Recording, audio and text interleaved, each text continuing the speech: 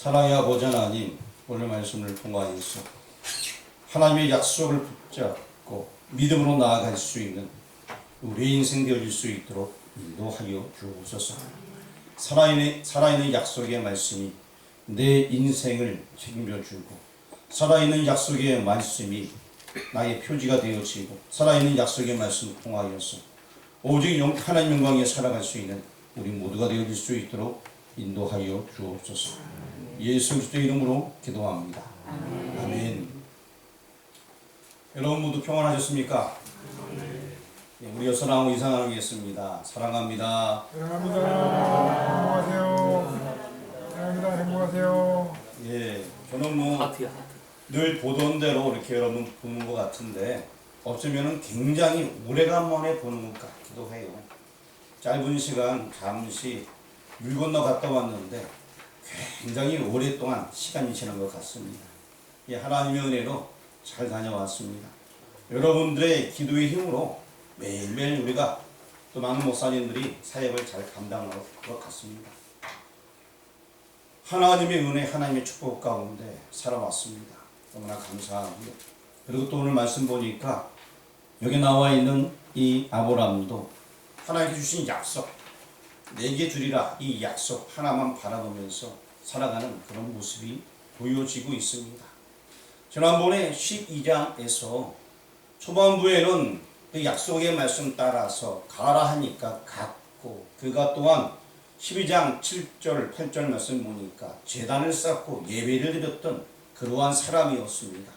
하지만 12장 10절 가서는 그가 이제 여러 가지 환경 속에서 먹고 살 길이 막막하게 되어지자 이제 신앙이 내려가고 삶이 내려가고 애굽으로 내려가는 모습이 나와 있었습니다. 그러므로 말미암아 애굽으로 내려갈 때에 거짓말을 하자라고 이야기하며 자기뿐만 아니라 아내까지도 거짓말을 같이 동참하게 만들었습니다. 그 결과 이방 왕에게 책망을 당하고 그리고 또 창피를 당하고 그러고서 그곳에서 다시 나올 수 있게 되었습니다. 그러한 이 아브라함은 이제 변화된 삶을 살게 되는 것입니다. 오늘 본문 말씀 보니까 13장에 와서 3절과 4절 말씀 보니까 다시금 그가 예배하는 모습으로 돌아온 모습이 남아 있습니다. 오늘 본문 우리 3절 말씀을 다 같이 한번 읽어보도록 하겠습니다. 그가 네게부에서부터 길을 떠나 베들레에 이르며 베델과 아이 사이의 곳 전에 장막쳤던 곳에 이르니, 이 얘기가 무슨 얘기냐? 애굽 땅에서 다시 이제 올라가는 길 도중에 네게부라는 사막이 있습니다. 저 사막을 지나서 이제 결국 베델은 이제 하나님께서 특정하신 가나안 땅에 있는 곳입니다. 그곳을 다시 가는 이야기를 설명해 주고 있습니다. 올라가나에서 가라고 한 그 땅으로 지금 들어가고 있는 모습이에요. 4절 말씀 같이 한번 읽어보도록 하겠습니다. 그가 처음으로 제단을 쌓은 곳이라 그가 거기서 여호와의 이름을 불렀더라. 그렇습니다. 12장에서도 보면은 8절 말씀에 여호와의 이름을 부르고 제단을 쌓는 모습이 나와 있었습니다. 그리고 또 창세기 4장 26절에도 에노스를 낳고 여호와의 이름을 부르는 모습이 나와 있었습니다.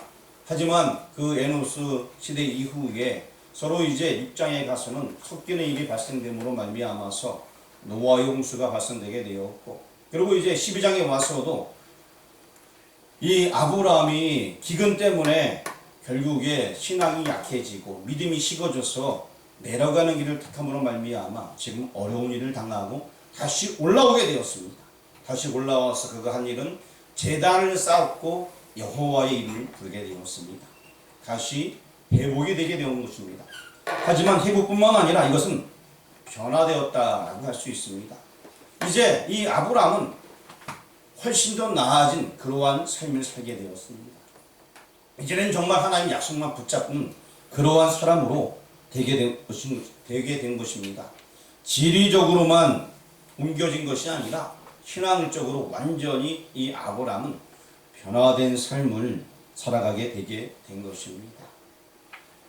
이 아브라함이 믿음의 진보를 보이게 됐는데 사실 하나님께서 이 아브라함이 애굽으로 내려가게 된 것을 허락하신 이유가 그가 나중에 더 큰 사람이 되어 돌아올 것을 기대하기 때문에 그것을 허락하지 않았나라는 생각이 들어요. 예수님께서도 탕자에 비유할 때에 둘째 아들이 아버지 내 소유를 다 주소서라고 하면서 이제 길을 떠나게 될 때 허락을 해주게 됩니다.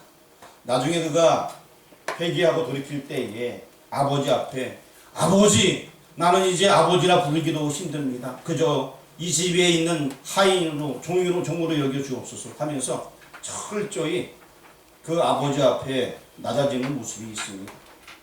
우리 인생도 마찬가지입니다. 어려운 일 한번 당하게 되면은 철저히 낮아지고 겸손해지고 이제는 하나님만 딱 붙잡고 살아야 될 것입니다. 실제로 시편 119편에 보게 되면은 67절에 이런 말씀이 있습니다. 시편 119편 67절 한번 띄워주세요. 준비가 안 됐어요? 자, 그러면은 제가 읽어드리도록 하겠습니다. 같이 읽겠습니다. 시작.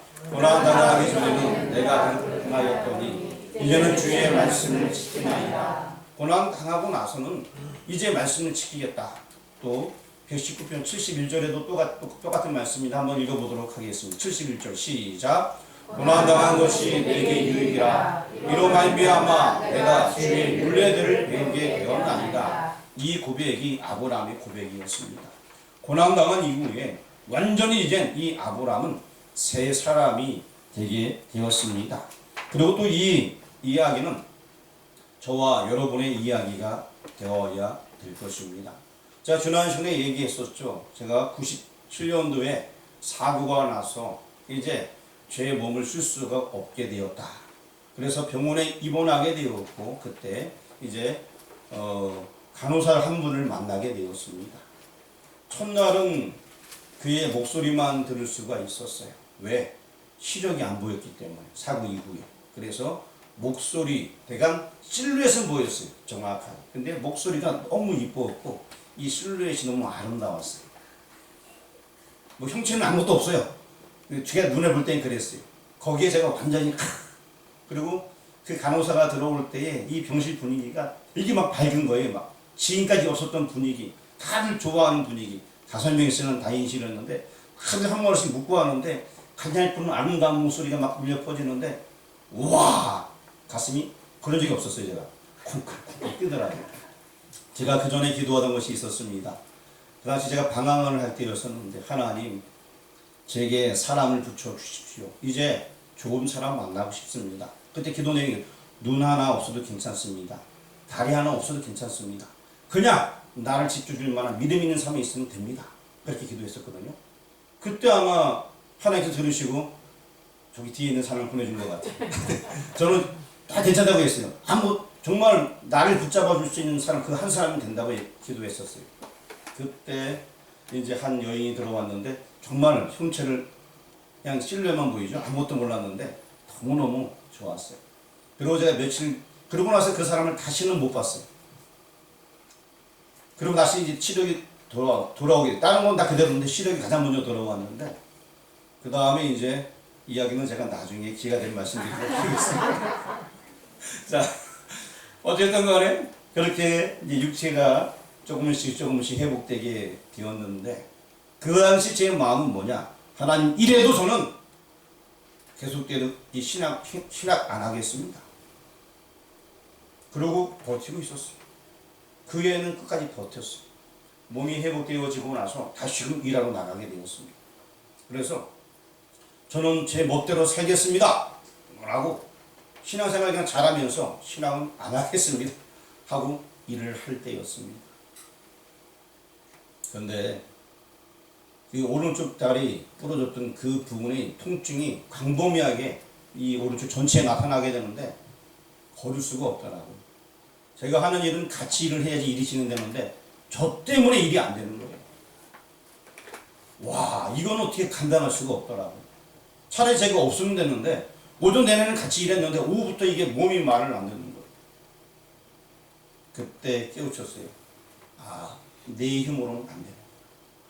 내가 고집 피운다고 될 게 아니구나. 그때 회개했습니다.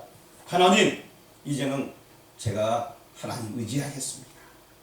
그것도 나름대로의 금방 걸린 건 아니에요. 좀 시간이 걸려서 나중에 그것을 알게 되면서 그때 그 고백을 하고 다 내려놨습니다. 그리고 다시 공부하게 되고 시험을 치러서 이제 대학원을 입학하게 되었습니다. 그래서 이제 그 약간의 텀이 중간에 있긴 한데 그렇습니다. 고난당한 것이 내게 유익이라. 이게 바로 우리의 이야기예요. 고난 당했는데 깨우치지 못하면은 이거는 안 돼요, 안 돼요. 그건 아주 못 쓸 사람입니다. 깨우쳐야 되는 거예요. 한번 딱 그냥 하나님의 은혜로 말미암아 뭔가 깨우쳤으면은 다시 새 사람 되어야 되는 것입니다. 이 아브라함은 이제 이 말씀을 그대로 마음속에 간직했던 것 같아요. 그러고 나서 완전히 이 사람은 변화된 삶을 살아가게 되었습니다. 베드로 같은 경우에 누가복음에 보면 예수님께서 베드로에게 얘기하는 내용이 나오게 있는데 무슨 내용을 말씀하냐면 야 베드로야 네가 오늘 나를 3번 부인할 거야 라고 얘기하게 됩니다. 그러자 이 베드로가 아니 예수님 무슨 말씀을 하십니까? 저는 결단코 예수님을 부인하지 않겠습니다 라고 얘기하는 베드로의 모습이 나와 있습니다. 누가복음을 한번 잠시 읽어보도록 하겠습니다. 누가복음 22장 32절 말씀입니다. 함께 봉독합니다. 그러나 내가 너를 위하여 내 믿음이 떨어지지 않기를 기도하였노니 너는 돌이킨 후에 내 형제를 굳게 하라. 그렇습니다. 지금 이 말씀을 받은 베드로는요 그날 밤에 물론 뭐 밤이 지나 새벽이죠. 새벽에 바로 예수님을 3번씩이나 부인하게 됩니다. 그리고 이 말씀에 보니까 너는 돌이킨 후에 내 형제를 굳게 하라 라는 말씀이 있습니다. 이 얘기는 무슨 얘기냐? 베드로가 그거 예수님 3번 부인하고 나서 통곡하고 막 울게 됩니다. 그 이후에도 다른 책들을 보게 되면 베드로는 닭 우는 소리만 들어도 깜짝 놀랐다는 이야기가 있을 정도로 정말 정신 차리기 위해서 굉장히 노력을 했다고 합니다. 그리고 시간이 지나서 네로의 박해가 있을 때에 많은 사람들은 다 이제 떠나가고 도망가려고 할 때에 그때 베드로도 짐 싸고 도망가려고 하다가 다시 이 예수님께서 말씀하신 이 말씀이 생각나서 내 형제를 굳게 하라. 그래서 이제 떠나가지 아니하고 복음을 전하겠다 라고 복음 전하다가 나중에는 잡혀서 형장의 이슬로 사라지게 되는 것입니다. 그렇습니다. 돌이킨 후에는 완전히 변화되어져서 그 전에 예수님을 3번이나 부인했던 베드로가 신앙이 완전히 변화되어져서 정말 하나님께서 인정하시는 그러한 사람으로 변모되게 되었습니다. 자, 이제 오늘 또 성경 말씀에 보니까 두 번째 이야기, 같이 13장에 있지만 롯에 대한 이야기가 나와 있는데 이제 롯을 떠나보내는 이야기가 6절과 7절에 나와 있습니다. 표면적인 이유는 그 땅이 넉넉하지 못하다라는 이유가 몇 절에 기록되어 있죠? 예, 6절에 기록되어 있습니다. 그래서 그들이 서로 다투었다. 몇 절에 기록되어 있어요? 좀 읽으면서 좀 뭐 찍지 마시고 성경책 보니까 나와 있어요, 안 나와 있어요? 7절에. 예, 나와 있죠. 예. 그래서 서로 떠나게 됩니다. 하지만 떠나보내는 이유는 아브라함의 기업은 롯과 함께 누릴 기업이 아니었기 때문에 근원적으로 떠나게 됐는데 어쨌든 이렇게 떠나게 되었습니다. 그렇지만 여러분 우리가 잘 생각해 봐야 될 것이 있습니다. 옛적에 나오미의 며느리가 있었습니다. 그 사람은 어떤 얘기를 했죠? 한번 생각나는 듯 말씀해 주시길 바랍니다. 엄마 하나님 뭐 자꾸 정확하게 엄마 하나님 유지 말고 그 엄마 하나님 이란 여자 정확하게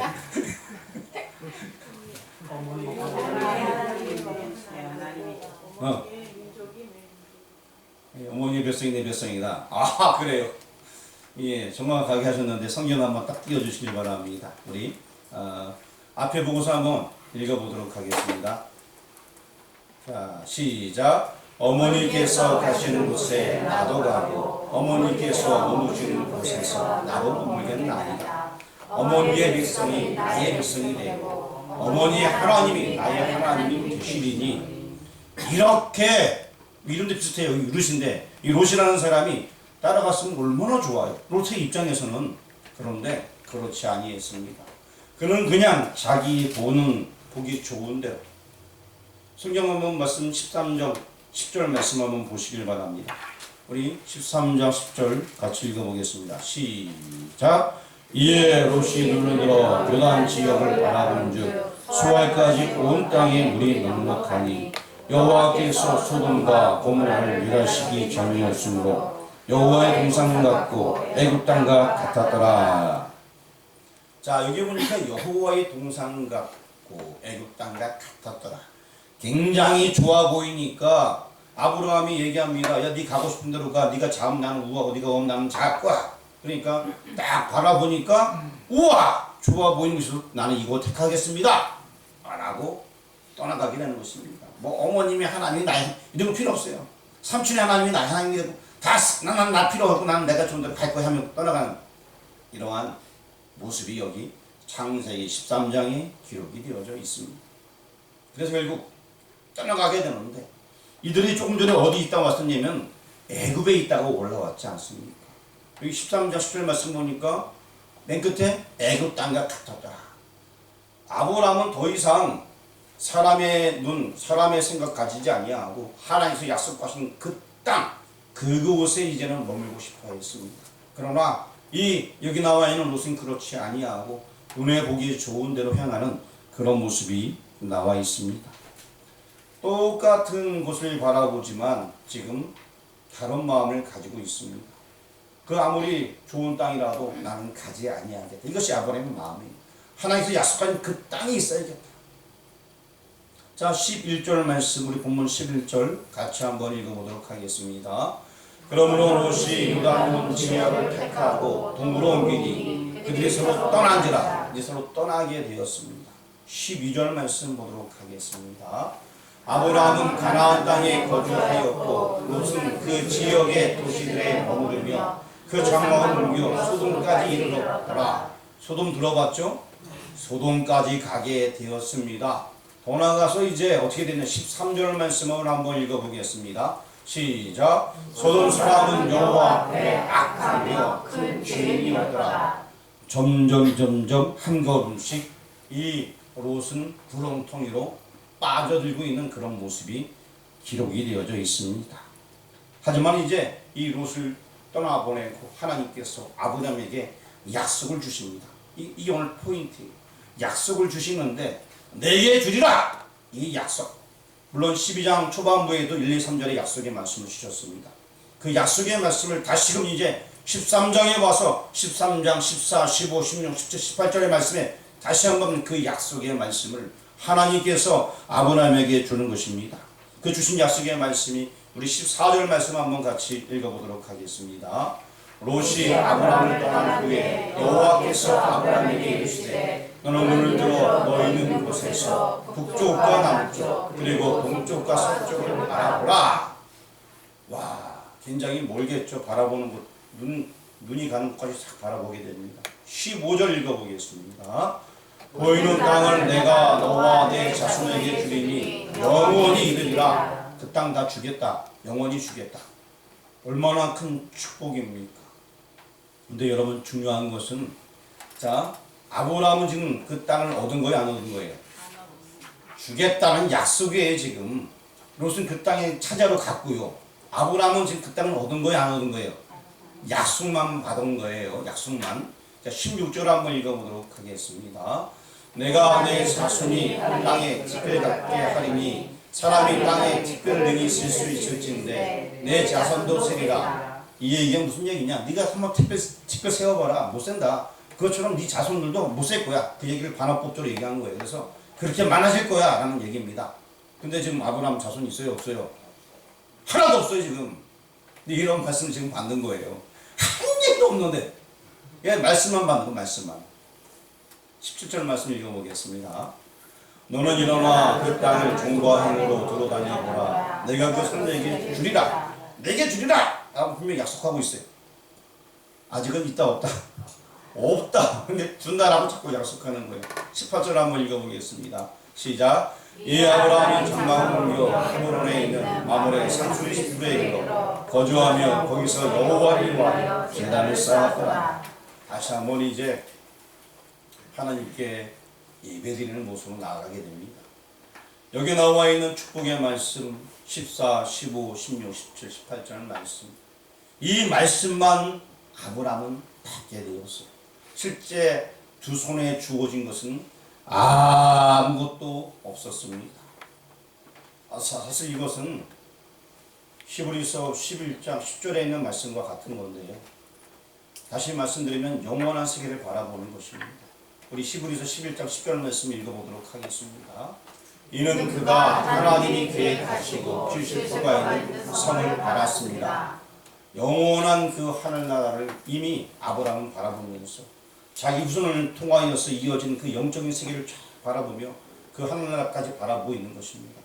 더 나아가서 히브리서 11장 16절에도 같은 말씀이 기록되어 있습니다. 같이 읽어보겠습니다. 그들이 이제는 더 나은 본향을 사모하니 곧 하늘에 있는 것이라. 이러므로 하나님이 그들의 하나님이라 일컬음을 받으시 부끄러워하지 아니하시고 그들을 위하여 한 성을 예비하셨느니라. 영원한 성, 그 예루살렘 성, 그 하늘나라를 아브라함은 이때부터 바라보고 있었던 것입니다. 하나님의 구성을 바라보니까 지금 내 손에 아무것도 없을지라도 그 말씀을 그대로 믿게 되었습니다. 그리고 그 말씀이 그대로 이루어질 것을 마음속에 아브라함은 간직함으로 말미암아서 결국 그를 통하여서 하나님의 놀라운 구원의 역사가 이루어지게 되게 되는 것입니다. 이쯤에서 지금 이제 롯이라는 사람, 그 사람이 택한 것과 하나님께서 아브라함에게 주신 것, 이 두 가지를 한번 비교를 해보려고 합니다. 롯이 택한 것과 하나님이 아브라함에게 주신 것, 이 두 가지. 10절 말씀에 보니까 롯이 택한 것이 나와 있습니다. 자, 10절 말씀을 한번 여러분 성경책을 보셔야 돼요. 거기 안 써놨습니다. 10절 한번 읽어보겠습니다. 시작. 이에 롯이 눈을 들어 요단 지역을 바라본 즉 거기까지요. 자, 누가 눈을 들었죠? 롯이 눈을 들어서 바라보면서 이제 좋은 것을 보려고 하는 것입니다. 이제 롯이 떠난 다음에 하나님께서 이제 아브라함에게 하는 말씀이 있는데 14절 말씀 한번 읽어보도록 하겠습니다. 시작. 롯이 아브라함을 떠난 후에 여호와께서 아브라함에게 이르시되 너는 눈을 들어 거기까지. 자, 이제는 자 아까는 누가 눈을 들었죠? 이제는 누가 누구에게 눈을 들라고 얘기합니까? 하나님이 아브라함에게 얘기하는 거예요. 아브라함 스스로 뭘 차지하려고 하는 것이 아니라 하나님이 아브라함에게 야 너 눈을 들어 보면 바라봐 하면서 하나님께 주시는 거예요.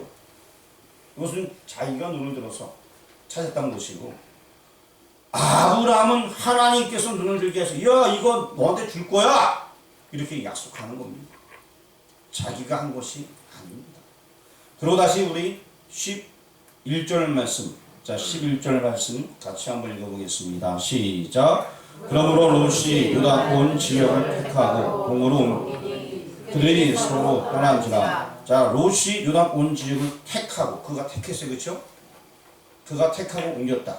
자 우리 15절 말씀 한번 읽어보도록 하겠습니다. 시작. 보이는 땅을 내가 너와 내 자손에게 주리니 영원히 이르리라. 자 아직 아브라함은 갖지도 못했어요. 근데 야 보이는 땅 내가 너한테 줄 거야. 아브라함은 그냥 약속만 받은 거예요. 그리고 이것도 자기가 아브라함이 차지했다고가 아니라 하나님께서 뭐라고 말씀? 내가 너한테 줄 거야. 하나는 약속의 말씀만 받게 되었던 것입니다. 자 그리고 이제 13절 말씀을 한번 읽어보겠습니다. 13절 시작.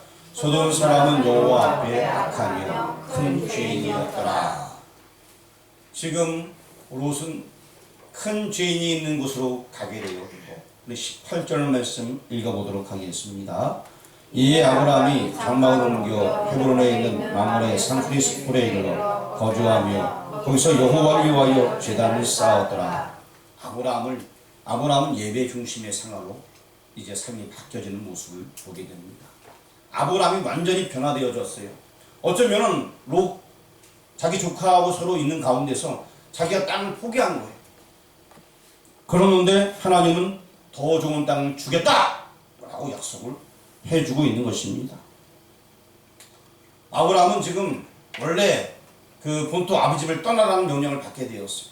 그런데 지금 오늘 이 약속의 말씀을 보니까 내게 백성을 주겠다, 민족을 주겠다 하면서 더 큰 백성을 주겠다는 거예요. 근데 아브라함의 지금 뭐 자녀가 있어요, 없어요? 없는데 지금 그렇게 말씀하고 있는데 아브라함이 가진 건 아무것도 없어요. 약속의 말씀만 부여받은 것 이거 하나밖에는 없었습니다. 아무것도 없습니다. 12장은 후반부의 10절 이하에 내려가는 모습이었습니다. 그래서 열국의 어미를 잃을 뻔하였습니다. 하지만 13장에 와서는 변화된 이 아브라함은 약속의 말씀을 그대로 믿었습니다. 내게 주리라 이 약속의 말씀을 그대로 믿는 거예요. 하나님께서 저와 여러분을 택해 주셨습니다. 이 모든 세상을 우리에게 주셨습니다. 이제 우리는 복음으로 이 땅을 정복하는 것이 우리의 사명인 것입니다. 오늘 이 아브라함의 이야기는 나의 이야기입니다. 우리의 이야기입니다. 이제 이 모든 세계가 내게 속하였습니다. 내 주변을 향해서 세상을 향해서 복음 전하는 것이 우리의 사명인 것입니다. 눈을 들어 보라는 거예요. 동성남북을 바라보고 다 내게 주겠다. 그 백성들이 다 죽기로 돌아오게 하겠다. 이 약속의 말씀인 것입니다. 우리는 이제 눈을 들어서 우리가 가야 할 곳을 가고 바라보면서 많은 영혼들을 죽기로 인도하는 것이 우리의 사명이 되는 것입니다. 그 약속을 믿은 여러분 되길 주의 이름으로 축원합니다. 별로 아멘 안 하시네. 이 약속 당장 내 손에 들어오는 거 아닌 것 같아요. 하지만 전해야 됩니다. 하지만 나가서 우리가 주의 사랑을 선포해야 됩니다. 하나님께서 주겠다고 약속하셨습니다. 우리가 아까 읽었던 히브리서 11장 10절 말씀, 우리는 영원한 세계를 바라봐야 됩니다. 히브리서 11장 16절 말씀, 영원한 도성을 바라봐야 됩니다.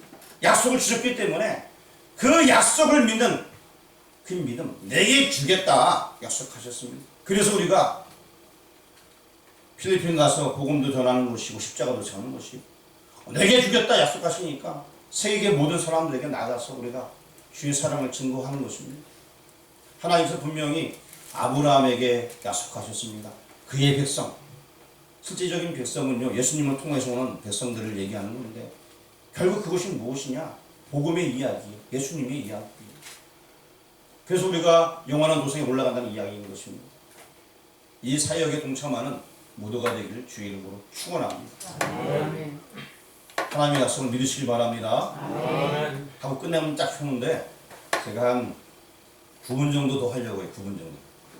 자, 영상을 보도록 하겠습니다. 영상 설명은 다음 주 5회 하도록 하겠고요.